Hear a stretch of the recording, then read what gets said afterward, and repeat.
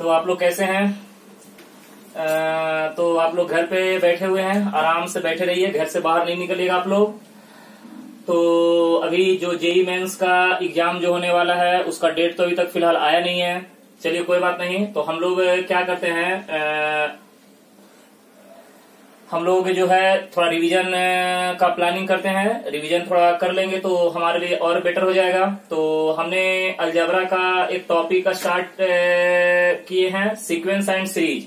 देखिए, जैसा कि आपको पता होगा कि जेई मेंस में इस बार जनवरी के पेपर में 2 सवाल आए थे आपको सीक्वेंस एंड सीरीज से। तो हम एक एक करके सीक्वेंस एंड सीरीज, फिर कॉम्प्लेक्स नंबर, फिर मैट्रिक्स, फिर डिटर्मिनेंट, फिर binomial theorem, quadratic equation, permutation combination, सब एक एक करके हम सारे लेक्चर को, सारे टॉपिक को आपको वीडियो लेक्चर के द्वारा मैं प्रोवाइड करूंगा।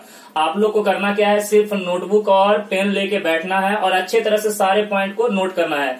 फिर लास्ट में मैं आपको क्या करूंगा, एक असाइनमेंट दूंगा, जो कि एक असाइनमेंट होगा जेई मेंस का और एक असाइनमेंट होगा जेई एडवांस का।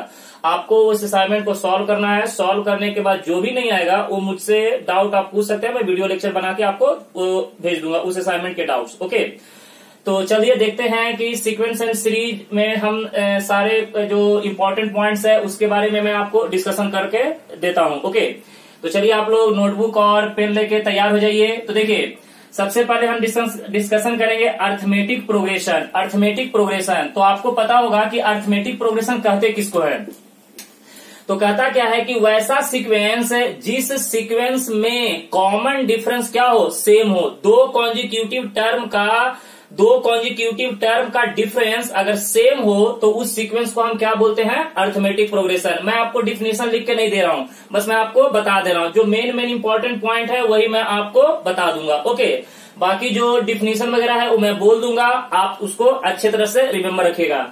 तो अर्थमेटिक प्रोग्रेशन कहते हैं किसको बेटे, जरा बताओ। वैसा सीक्वेंस जिस सीक्वेंस में 2 कॉन्जिक्यूटिव टर्म का डिफरेंस सेम हो और कांस्टेंट हो, उसी को क्या बोलते हैं, अर्थमेटिक प्रोग्रेशन। ओके, अब देखिए कहता क्या है कि अर्थमेटिक प्रोग्रेशन का सीक्वेंस होगा कैसा। तो देखिए ए, उसके बाद a plus d, a plus 2d up to so on a plus n-1 into d. इसमें ए क्या है बेटे, फर्स्ट टर्म, डी क्या है, कॉमन डिफरेंस, राइट। ओके, ए आपका फर्स्ट टर्म है, डी आपका क्या है, कॉमन डिफरेंस। ओके, तो ये हो गया एपी का सीक्वेंस। अगर आपको ये बोला गया है कि फर्स्ट टर्म दिया है, कॉमन डिफरेंस दिया हुआ है, तो आप एपी का सीक्वेंस निकाल के बताइए। तो सीधा बोलिएगा a plus d, a plus 2d up to so on a plus n-1 into d. Okay guys, अब आइए उसके बाद आपसे सेकंड पॉइंट हम बात करेंगे कि nth term of an AP. nth term को और हम बोलते हैं जनरल टर्म, लास्ट टर्म। इसका फॉर्मूला क्या होता है, a plus n-1 into d, right. उसके बाद sum of nth term of an AP, यानी इसको बोलते हैं एसएन। एसएन का मतलब, एस का मतलब सम, एन का मतलब टर्म, यानी एन टर्म का सम। फॉर्मूला क्या होता है, n/2 2a plus n-1 into d. Okay, या फिर किसी बुक में s n is equal to n/2 in bracket first term plus last term. A is the known as first term, l is the known as last term. आप यहां से लिख सकते हैं where l is known as क्या हो जाएगा guys, last term. ये आपका हो जाएगा लास्ट टर्म, राइट। अब आइए इसके बाद हम कुछ नोट्स के बारे में आपको बताना चाहेंगे। देखिए यहाँ पे कहता क्या है कि एपी का nth टर्म जो है वो रिप्रेजेंट करता है किसको, लीनियर एक्सप्रेशन। लीनियर एक्सप्रेशन, अब देखिए ये आपका लीनियर एक्सप्रेशन हो गया। क्यों लीनियर एक्सप्रेशन हो गया, क्योंकि यहाँ पे वेरिएबल का हाईएस्ट पावर कितना है, 1। तो जब किसी भी एक्सप्रेशन में अगर वेरिएबल का हाईएस्ट पावर 1 है, उस एक्सप्रेशन को हम क्या बोलते हैं गाइस, लीनियर एक्सप्रेशन। अब आपसे पूछेगा कि बेटे ये बताओ कि इस लीनियर एक्सप्रेशन में एपी का कॉमन डिफरेंस कितना है। तो एपी का जो कॉमन डिफरेंस होगा, वो जो एन का जो कोएफिशिएंट होगा वही आपका कॉमन डिफरेंस होगा। तो यहाँ पे एन का कोएफिशिएंट कितना है, ए, तो कॉमन डिफरेंस कितना हो जाएगा, ए के बराबर। वेरी वेरी इंपॉर्टेंट, याद रखिएगा इस लीनियर एक्सप्रेशन में एपी का कॉमन डिफरेंस कितना है, तो इसको हम बोलते हैं coefficient of n. Coefficient of n is known as common difference of an AP. Okay, next second point जो है वो आपको बता रहा हूं, sum of nth term of an AP. देखिए एपी का जो सम है वो किसको रिप्रेजेंट करता है, क्वाड्रेटिक एक्सप्रेशन। और देखिए उसका फॉर्म क्या है guys, a n square plus b N.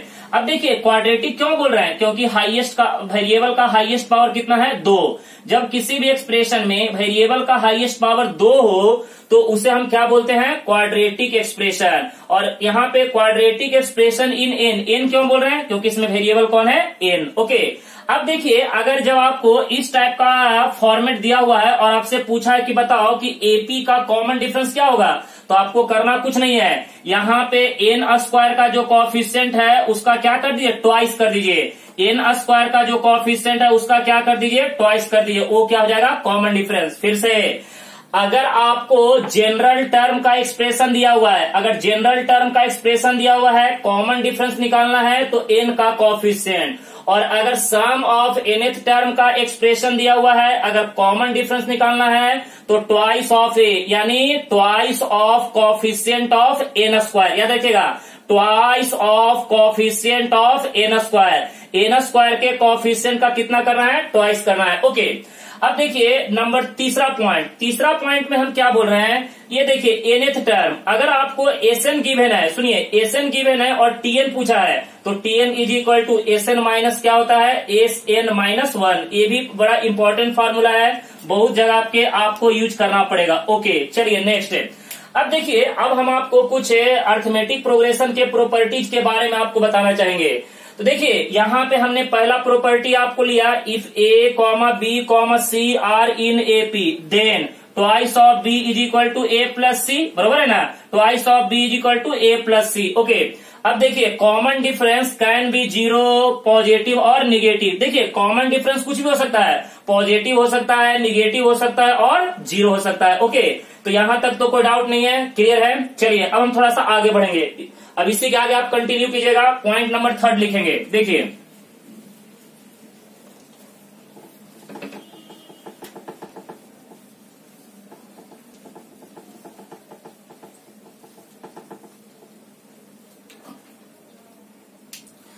चलिए पॉइंट नोट प्रॉपर्टी नंबर 3 की बात करेंगे तो बोलेंगे, देखो यहाँ पे बोलेंगे कि kth term from the end is equal to n minus k plus 1th term from the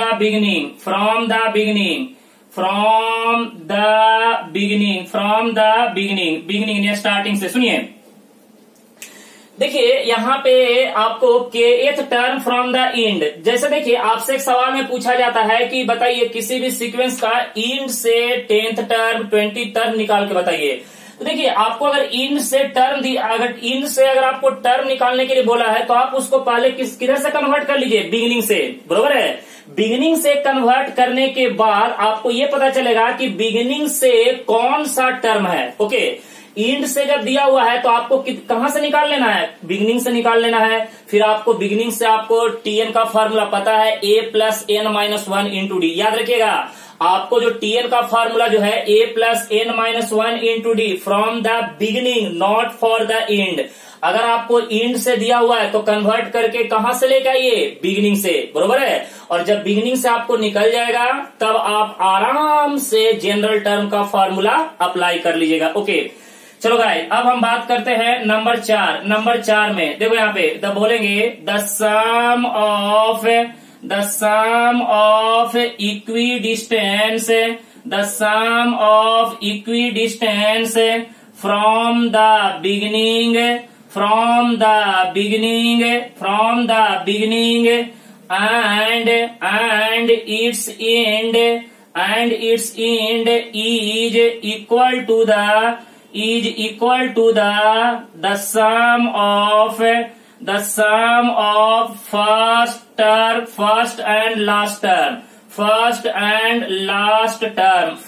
and last term। Okay, जैसे देखिए यहाँ पे हमने आपको क्या बताया, the sum of equidistance from the beginning and its end is equal to the sum of first and last term.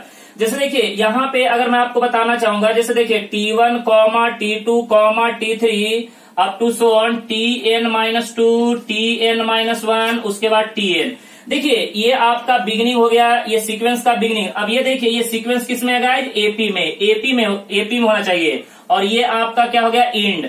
अब बताइएगा बिगनिंग से सेकंड पोजीशन पे कौन है, T2, इंड से सेकंड पोजीशन पे कौन है, Tn-1, Tn- इन दोनों का सम किसके बराबर होगा, फर्स्ट प्लस लास्ट के बराबर होगा। उसी तरह से और भी बोल सकते हैं T3, बिगनिंग से थर्ड पोजीशन पे कौन है, T3, इंड से थर्ड पोजीशन पे कौन है, Tn-2 इज इक्वल टू, ये भी क्या हो जाएगा, first term plus last term के बराबर हो जाएगा। तो ये बात भी आप अच्छे तरह से रिमेम्बर करके रखिएगा, ये बहुत ही इंपॉर्टेंट पॉइंट है। ओके चलिए अब हम आपको बताएंगे नंबर 5। देखो गाइस नंबर 5 यहाँ पे अब हम बात करेंगे सिलेक्शन ऑफ टर्म। देखो यहाँ पे किसी बात करेंगे सिलेक्शन ऑफ टर्म राइट। तो देखिए अगर आपसे सवाल में पूछा जाता है कि 3 terms are in AP, 4 terms are in AP, 5th terms are in AP, तो आपको कैसे करना है। तो देखिए यहाँ पे मैं एक अच्छा सा आपको टेबल बना दे रहा हूं, ये टेबल आप लर्न करिएगा बढ़िया से।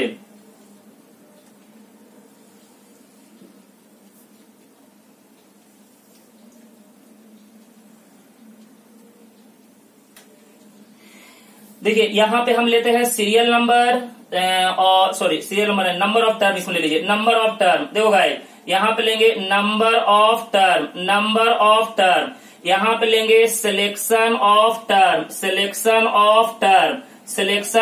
टर्म, इसमें लेंगे कॉमन डिफरेंस राइट। चलो गाइस अब देखेंगे सबसे पहले हम बात करेंगे, अगर आपसे पूछा है कि 3 टर्म्स आर इन एपी, तो अब देखिए आप यहां ले सकते हैं a माइनस डी, ए और a प्लस डी, इनका कॉमन डिफरेंस कितना आता है, d। ओके गाइस अब देखिए दूसरी बात हम बात करेंगे कि अगर 4 टर्म आर इन एपी बोला है तो आपको लेना है a माइनस 2d, उसके बाद a माइनस डी, उसके बाद देखिए a, उसके बाद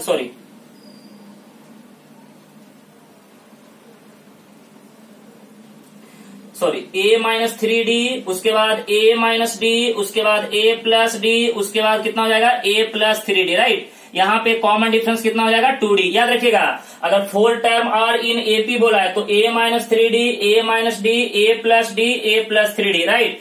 उसके बाद देखिए अगर 5th term are in AP बोला है 5 टर्म, तो देखो गाइस 5 टर्म बोला है तो कहां से स्टार्ट करना है, a minus 2d, a minus D, a plus D, उसके बाद क्या हो जाएगा a प्लस 2d, इनका कॉमन डिफरेंस कितना होता है d। अगर 6 टर्म बोला है तो कहां से स्टार्ट करना है, a माइनस 5d, उसके बाद a माइनस 3d, उसके बाद a minus D, a plus D, उसके बाद a प्लस 3d, उसके बाद a प्लस 5d, इनका कॉमन डिफरेंस कितना होता है 2d। तो जब भी अगर आपको सिलेक्शन ऑफ टर्म से रिलेटेड सवाल आता है उसमें 3 टर्म, 4 टर्म, 5 टर्म, 6 टर्म, इस बार भी जेई में आपसे पूछा गया सवाल है, तो ये आप टेबल याद रखिएगा कि अगर 3 टर्म एपी में है तो ये वाला सिलेक्शन कीजिएगा, 4 है तो ये कीजिएगा, 5 है तो ये कीजिएगा, 6 है तो ये कीजिएगा। तो ये आपके हो गया 5th नंबर प्रॉपर्टी। अब आइए नेक्स्ट, चलिए नेक्स्ट प्रॉपर्टी की बात करेंगे तो देखेंगे क्या होता है।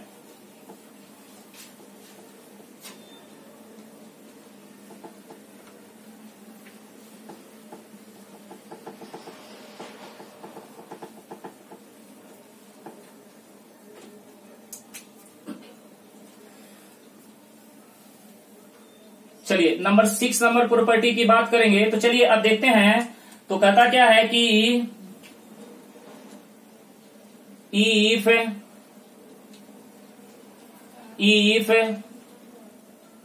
the sequence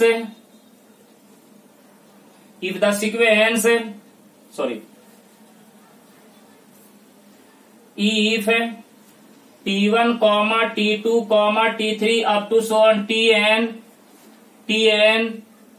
are in AP, then any non-zero constant K can be multiplied, divide,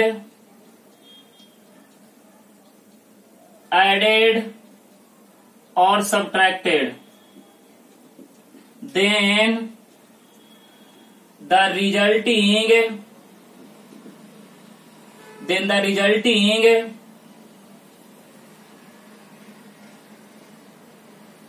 then the resulting sequence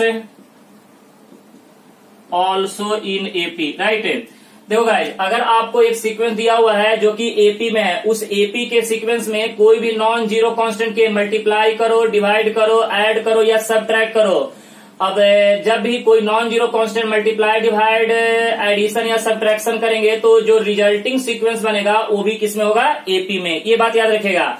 अब देखिए नंबर 7 में, अब देखिए अगर आपको यहाँ पे देखिए if s n dash upon s n double dash is equal to f of n upon g of n, right. ये बात ध्यान रखेगा कि अगर आपको एसएन का रेशियो दिया हुआ है, सुनिए, अगर एपी में 2 एसएन का रेशियो दिया हुआ है और आपसे पूछा है कि बताइए find t n dash upon t n double dash का वैल्यू निकाल के बताइए क्या होगा। तो आपको करना कुछ नहीं है। देखिए अगर आपको एसएन का रेशियो दिया हुआ है और अगर टीएन का रेशियो पूछा है तो आपको करना कुछ नहीं है, रिप्लेस करिएगा, रिप्लेस एन के जगह पे रिप्लेस कर दीजिएगा 2n-1, राइट। देखिए यहाँ पे अगर आप ये दिया हुआ एसएन के रेशियो में अगर एन के जगह पे 2n-1 रिप्लेस कीजिएगा तो आपको क्या निकल जाएगा, टीएन का रेशियो निकल जाएगा। ओके, तो ये बात याद रखेगा। चलिए नंबर 8 में बात करेंगे। नंबर 8 में इफ देखो guys, if an comma an plus 1 comma an plus 2 are 3 consecutive terms are in AP, 3 consecutive terms are in AP, then तो यहाँ पे क्या बोलिएगा, an plus 1 is equal to an plus an plus कितना 2 divided by कितना हो जाएगा 2 के बराबर। तो देखिए अगर यहाँ पे 3 consecutive terms are in AP है तो यहाँ पे an plus 1 is equal to an plus 2 divided by कितना हो जाएगा 2। तो देखिए यहाँ पे ये जो प्रॉपर्टी है वेरी वेरी इंपॉर्टेंट, ये भी याद रखिएगा अच्छे तरह से, क्योंकि इसके ऊपर भी आपको कई बार जेईई में सवाल पूछ सकता है। ओके, तो ये कुछ आपके अर्थमेटिक प्रोग्रेशन के क्या हो गए, प्रॉपर्टी हो गए, राइट। अब हम नेक्स्ट टॉपिक डिस्कशन करेंगे जिसका नाम है अर्थमेटिक मीन। ओके, तो नेक्स्ट डालिएगा अर्थमेटिक मीन।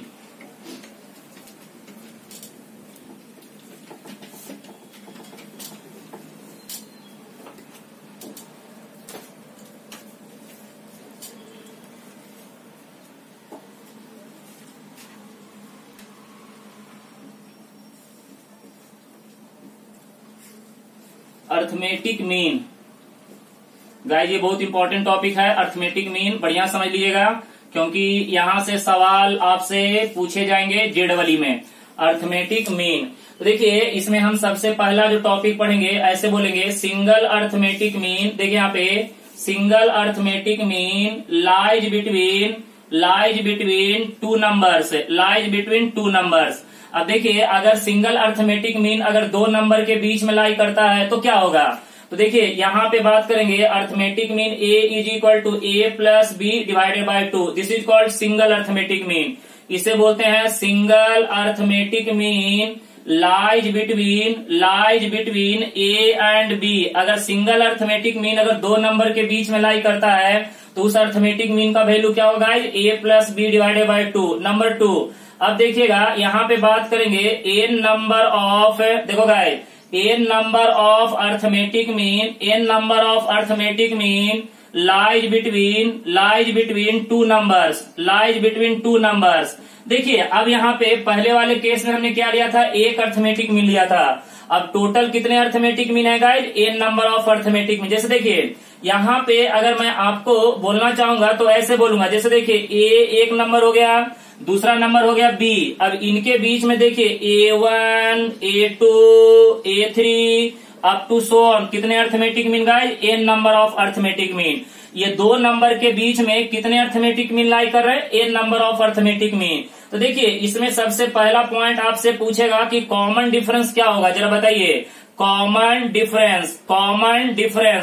डिफरेंस यानी डी। जब n number of arithmetic mean अगर 2 नंबर के बीच में लाई करता है तो कॉमन डिफरेंस का फॉर्मूला हो जाता है guys b minus a upon n plus 1। बहुत इंपॉर्टेंट बात है, याद रखेगा। नंबर 2 में अब देखिए जब n number of arithmetic mean दो नंबर के बीच में लाई करा है तो सभी इंडिविजुअल अर्थमेटिक मीन का वैल्यू क्या होगा, तो a1 का वैल्यू होगा a प्लस डी। अब देखिए d का वैल्यू यहां से निकाल के यहाँ पुट कीजिए, a पता है आपको a1 निकलेगा, a2 अगर निकालना है a2 इज इक्वल टू हो जाएगा a प्लस कितना हो जाएगा 2d। अगर आपको a3 निकालना है तो a प्लस कितना हो जाएगा 3d। उसी तरह से up to so on an निकालना है तो क्या हो जाएगा a plus n into d. Okay guys, तो देखिए पहला पॉइंट हो गया कॉमन डिफरेंस, दूसरा पॉइंट हो गया सभी अर्थमेटिक मीन का इंडिविजुअल वैल्यू। नंबर थर्ड में अगर हम बात करेंगे sum of all arithmetic mean, sum of all arithmetic mean, सभी अर्थमेटिक मीन का सम, सभी अर्थमेटिक मीन का सम क्या बोलेंगे a1 plus a2 plus a3 plus up to so on plus क्या हो जाएगा an। तो देखिए अगर इसका जो फॉर्मूला है a1 plus a2 plus a3 plus up to so on plus an, इसको बोलते हैं n into a plus b divided by 2, या फिर आप इसको ऐसे भी बोल सकते हैं n into a, n into a। Guys यहाँ पे देखिए a कैपिटल A क्या कहलाता है, single arithmetic mean, single arithmetic mean, single arithmetic mean lies between बोलो ना a and b, lies between a and b। तो आप n इंटू a भी बोल सकते हैं या फिर n in bracket a plus b divided by 2 भी बोल सकते हैं। ओके, तो देखिए अगर n number of arithmetic mean अगर दो नंबर के बीच में लाई करता है तो कॉमन डिफरेंस का फॉर्मूला हो गया, सभी इंडिविजुअल अर्थमेटिक मीन का वैल्यू हो गया, सम ऑफ ऑल अर्थमेटिक मीन हो गया। तो ये 3 पॉइंट जो है वेरी वेरी इंपॉर्टेंट जेड वाली पॉइंट ऑफ व्यू से अर्थमेटिक मीन। ओके, चलिए अब हम बात करेंगे ज्योमेट्रिक प्रोग्रेशन का। अर्थमेटिक प्रोग्रेशन के इधर का बात आपका खत्म हो गया, अब हम बात करेंगे ज्योमेट्रिक प्रोग्रेशन। ओके,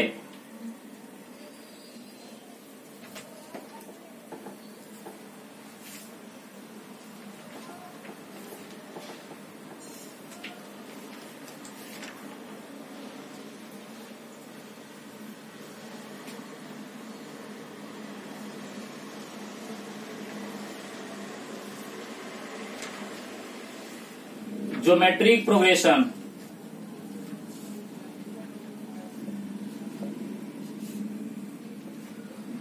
देखिए आपको मैं बताना चाहूंगा कि ये ज्योमेट्रिक प्रोग्रेशन होता क्या है। जैसे अर्थमेटिक प्रोग्रेशन किसको बोलते हैं, जिनमें कॉमन डिफरेंस क्या हो, सेम हो। अब देखिए ज्योमेट्रिक प्रोग्रेशन किसको बोलते हैं, वैसा सीक्वेंस जिस सीक्वेंस में दो कॉन्जिक्यूटिव टर्म का रेशियो क्या होगा, सेम हो, उसे हम क्या बोलते हैं, क्या बोलते हैं, बोलो ज्योमेट्रिक प्रोग्रेशन, बरोबर है ना। तो आप यहाँ पे इसको ऐसे बोल सकते हैं tn plus 1 upon tn is equal to, ये क्या होता है, कांस्टेंट, बराबर है ना, कांस्टेंट। और इसी कांस्टेंट को हम क्या बोलते हैं, r, this is called common ratio.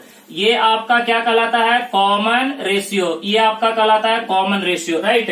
तो ये आपका हो जाएगा कॉमन रेशियो। ओके, अब चलिए यहाँ पे अब आपसे कोई पूछेगा कि भाई ज्योमेट्रिक प्रोग्रेशन का सीक्वेंस क्या होता है। तो देखिए यहाँ पे बात करेंगे सीक्वेंस, देखो guys, sequence of an GP, sequence of an GP. तो देखो यहाँ पे जीपी का सीक्वेंस क्या होता है, बताओ। यहाँ पे जीपी का अगर हम सीक्वेंस की बात करें तो ये होता है ए, उसके बाद होता है ए आर, उसके बाद होता है ए आर स्क्वायर, उसके बाद a r cube up to so on a r raise to the power n minus 1। Okay, अब देखो यहाँ पे बात करेंगे एनेथ टर्म, देखो guys, nth term of an GP, nth term of an GP tn is equal to क्या होता है, a r raise to the power n minus 1। Okay, इसके बाद हम बात करेंगे sum of nth term, sum of nth term of an GP, sum of nth term of an GP. ये देखिएगा ये होता है एसएन इज इक्वल टू, देखिए sum of nth term of an GP, sn is equal to ये होता है a in bracket 1 minus r raise to the power n upon 1 minus r.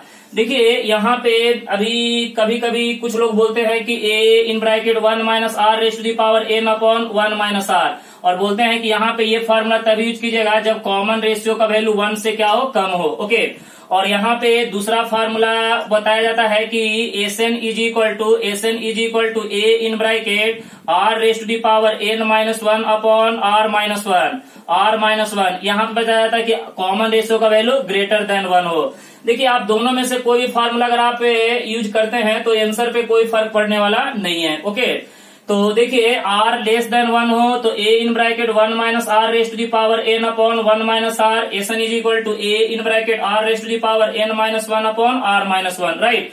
अब देखिए एक और यहाँ से आप फार्मूला डिराइव कर सकते हैं। देखिए जैसे एसन इज इक्वल टू यहाँ पे a in bracket 1 minus r raise to the power n upon 1 minus r. अब देखिएगा a से मल्टीप्लाई कर दीजिए, a माइनस कितना हो जाएगा a r raise to the power n upon बोलो गाइज 1 माइनस आर। तो यहाँ पे sn is equal to a minus a, यहाँ पे r raise to the power n को लिख सकते हैं r raise to the power n minus 1 into r upon में कितना 1 माइनस r। अब यहाँ पे देखिए sn is equal to a minus, guys देखिए इसको आप क्या बोल सकते हैं l, लास्ट टर्म यानी general term, last term, nth term, तो इसको हम बोलेंगे एल आर अपॉन में कितना हो जाएगा 1 माइनस आर। वेयर यहाँ पे देखिए where l is equal to a r raise to the power n minus 1, और इसे हम क्या बोलेंगे लास्ट टर्म, लास्ट टर्म। देखिए गाइस ये भी एक फार्मूला आप रिमेम्बर कर सकते हैं। ओके, ये भी फार्मूला आपके लिए बहुत ही यूजफुल है।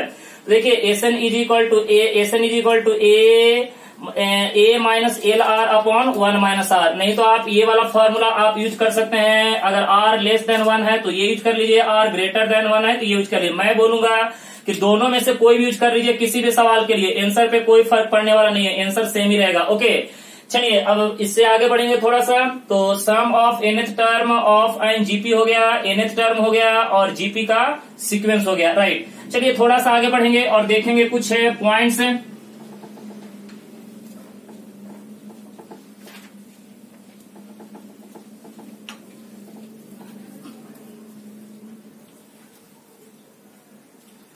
चलो गाइस इसके बाद हम बात करेंगे सिलेक्शन ऑफ टर्म। देखो यहाँ पे selection of term of an GP, selection of term of an GP, selection of term of an GP. GP में टर्म का सिलेक्शन कैसे करना है, चलिए देखते हैं। यहाँ पे एक टेबल बनाते हैं, जैसे अभी पिछले अर्थमेटिक प्रोग्रेशन में एक टेबल बनाए थे, उसी तरह से यहाँ पे भी एक टेबल डिस्कशन करेंगे, राइट। चलिए आप लोग देखिएगा बढ़िया से और समझिएगा और इसको रिमेम्बर भी कीजिएगा क्योंकि जेई के लिए इम्पोर्टेंट है।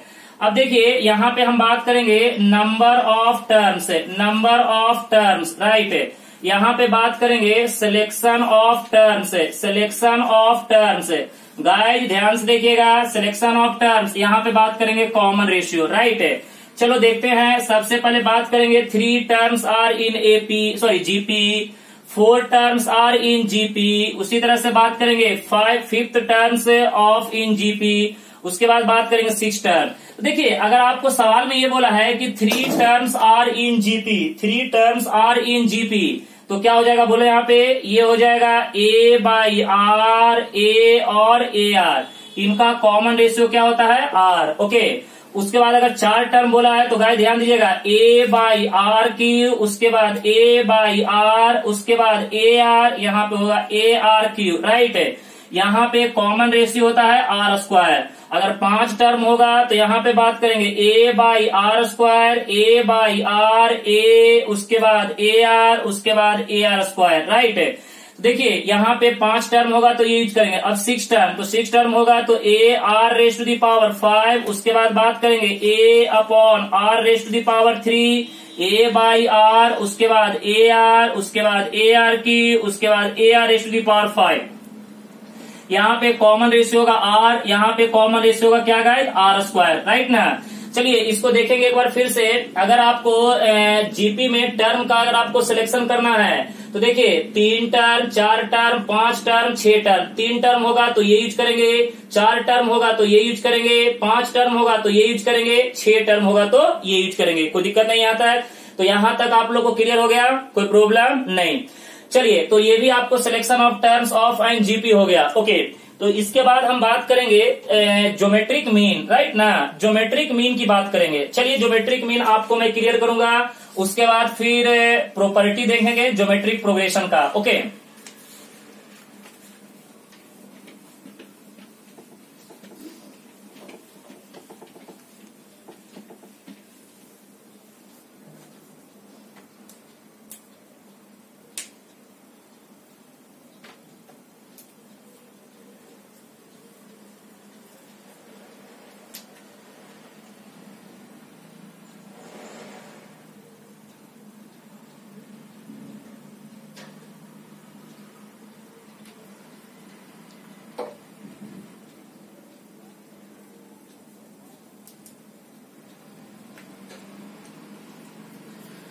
चलो गाइस, अब नेक्स्ट टॉपिक देखेंगे ज्योमेट्रिक मीन। देखो यहाँ पे ज्योमेट्रिक मीन देखो गाइस, यहाँ पे ध्यान देना, ज्योमेट्रिक मीन जीएम की बात करने जा रहे हैं, राइट। चलो सबसे पहला पॉइंट बात करेंगे सिंगल ज्योमेट्रिक मीन। देखो guys, single geometric mean lies between two numbers, lies between to number. Single geometric mean lies between two numbers, okay. तो देखिए यहाँ पे सिंगल ज्योमेट्रिक मीन अगर दो नंबर के बीच में लाई करता है तो सिंगल ज्योमेट्रिक मीन का वैल्यू क्या होगा? तो single geometric mean capital g is equal to under root of a b. यहाँ पे कैपिटल जी को क्या बोलते हैं guys? Single geometric mean, right है। इसको बोलते हैं single geometric mean lies between a and b. यहाँ पे सिंगल ज्योमेट्रिक मीन जो है कितने नंबर के बीच में लाई कर रहा है? दो नंबर के बीच में। वो दो नंबर क्या है? ए और बी। अब देखिए सेकंड पॉइंट जो है वेरी वेरी इंपॉर्टेंट, यहाँ पे बात करेंगे n number of geometric mean lies between two numbers, guys इसको जरा ध्यान से समझना। N number of geometric mean कितने नंबर के बीच में लाई कर रहा है? दो नंबर के बीच में। जैसे देखो यहाँ पे ए और बी दो नंबर है, उसके बीच में n number of geometric mean G1 G2 ये देखिएगा G3 up to so on. Guys बताओ यहाँ पे Gn। अब मुझे बताइएगा यहाँ पे टोटल ज्योमेट्रिक मीन कितने हैं? n। अब n number of geometric mean कितने नंबर के बीच में लाई कर रहा है? दो नंबर के बीच में लाई कर रहा है। और ये पूरा का पूरा सीक्वेंस किस में होगा गाइस? जीपी में। R in GP किस में होगा? जीपी में। तो देखिए जब n number of geometric mean दो नंबर के बीच में लाई कर रहा है तो सबसे पहला सवाल आपसे पूछेगा कि कॉमन रेशियो का वैल्यू बताइए। बताओ कॉमन रेशियो का वैल्यू क्या होगा? जब n number of geometric mean दो नंबर के बीच में लाई करेगा तो बताइए कॉमन रेशियो का वैल्यू कितना होगा? तो ये होता है b by a raise to the power 1 upon n plus 1। याद रहेगा, b by a raise to the power 1 upon n plus 1। n number of geometric mean जब दो नंबर के बीच में लाई करेगा तो कॉमन रेशियो का value b upon a raise to the power 1 upon n plus 1, okay. अब देखिएगा नंबर 2 में, अब देखिए n number of geometric mean जब दो नंबर के बीच में लाई करता है तो सभी इंडिविजुअल ज्योमेट्रिक मीन का वैल्यू कितना होगा?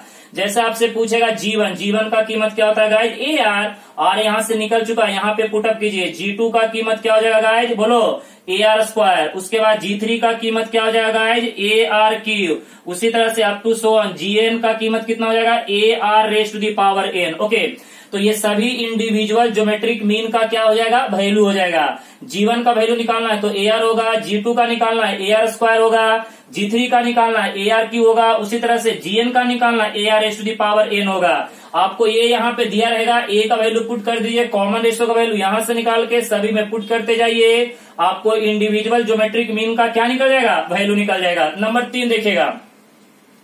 अब देखिए सभी ज्योमेट्रिक मीन का प्रोडक्ट है, प्रोडक्ट ऑफ, देखो guys, product of all geometric mean, सभी ज्योमेट्रिक मीन का प्रोडक्ट कितना होगा? यानी कहने का मतलब कि G1 G2 G3 up to so on Gn is equal to ये होता है AB raise to the power क्या होता है? n/2। क्या बात है, कितना इंटरेस्टिंग फार्मूला है। सभी ज्योमेट्रिक मीन का product AB raise to the power n/2। आप इसको ऐसे भी लिख सकते हैं, यहाँ पे R इज इक्वल टू 1 से लेकर n, यहाँ पे बोलेंगे GR इज इक्वल टू, देखिए यहाँ पे ये होता है AB raise to the power कितना हो जाएगा? n/2। गाइस जरा ध्यान से देखिएगा, ये पाई नहीं है, ये प्रोडक्ट है। देखिए आपको पता होगा ये दो सिंबल, ये होता है समेशन और ये होता है समेशन एडिशन और ये होता है मल्टीप्लीकेशन यानी प्रोडक्ट, ओके। तो यहाँ पे इसको आप जो ये मल्टीप्लीकेशन जो है इसको आप इतना लंबा लिखने के बजाय इसको शॉर्ट में इस तरह से लिख सकते हैं, ओके। तो देखो गाइस यहाँ पे आपको ज्योमेट्रिक मीन के बारे में मैं आपको बताया भी, इसकी सिंगल ज्योमेट्रिक मीन अगर दो नंबर के बीच में लाई करता है तो ज्योमेट्रिक मीन का वैल्यू क्या होगा? Square root of AB। यानी कितने ज्योमेट्रिक मीन है? सिंगल ज्योमेट्रिक मीन कितने नंबर के बीच में लाई कर रहा है? दो नंबर के बीच में। और जब n number of geometric mean दो नंबर के बीच में लाई करेगा तो सबसे पहले कॉमन रेशियो का वैल्यू क्या होगा, फिर सभी इंडिविजुअल ज्योमेट्रिक मीन का वैल्यू क्या होगा और सभी ज्योमेट्रिक मीन का प्रोडक्ट कितना होगा, राइट। तो ये बात आपको यहाँ तक क्लियर हो गया? कोई दिक्कत नहीं? ओके, राइट, ठीक है।